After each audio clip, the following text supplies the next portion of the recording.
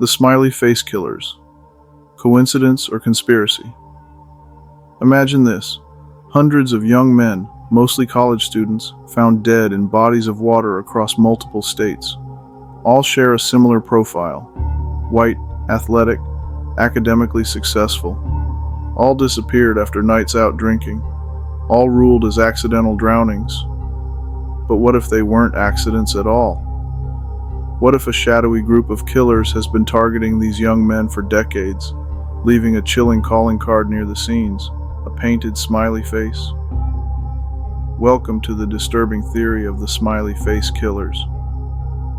In 1997, Patrick McNeil, a Fordham University student, vanished after a night out in New York City. His body was later found in the East River. This became the first case in what would evolve into a controversial theory.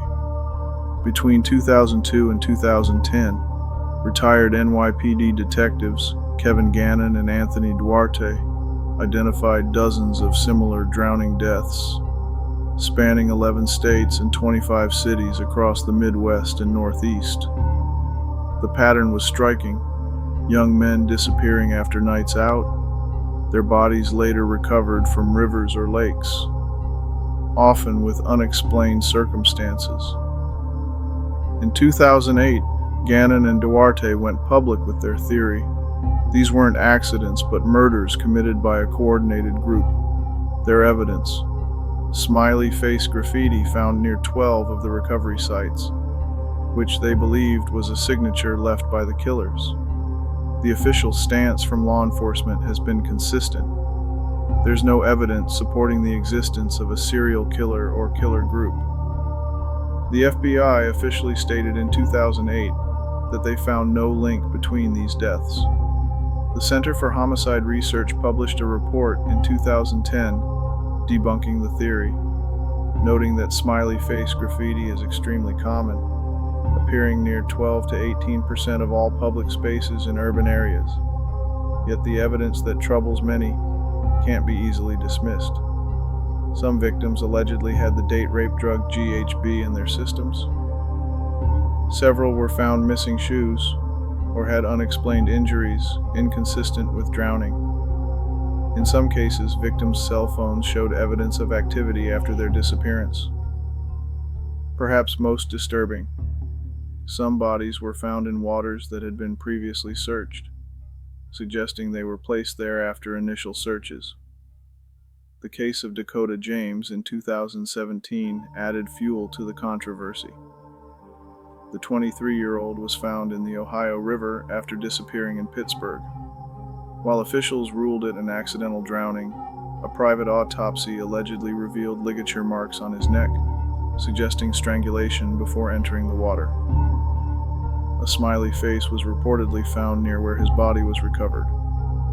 If the theory is true, the psychological profile of these killers would be unprecedented in criminal history. They would operate in groups rather than as individuals, demonstrate sophisticated coordination across multiple states, and maintain secrecy despite potentially dozens of members over decades. They would need the ability to abduct physically fit young men without signs of struggle, and display a desire to taunt authorities through symbolic messages.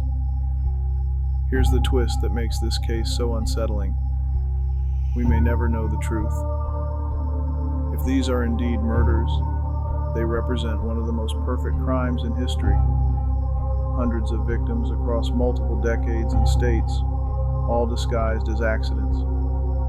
Law enforcement agencies have spent millions investigating these deaths individually, but most conclude they were accidents. The victims' families, however, often reject this conclusion. Perhaps the most disturbing possibility is this: what if some are accidents and some are murders?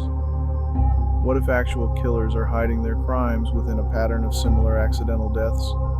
In that scenario, the perfect murder isn't just possible, it's already happened, potentially dozens of times, hidden in plain sight, behind a simple, smiling face. What would you like us to make a video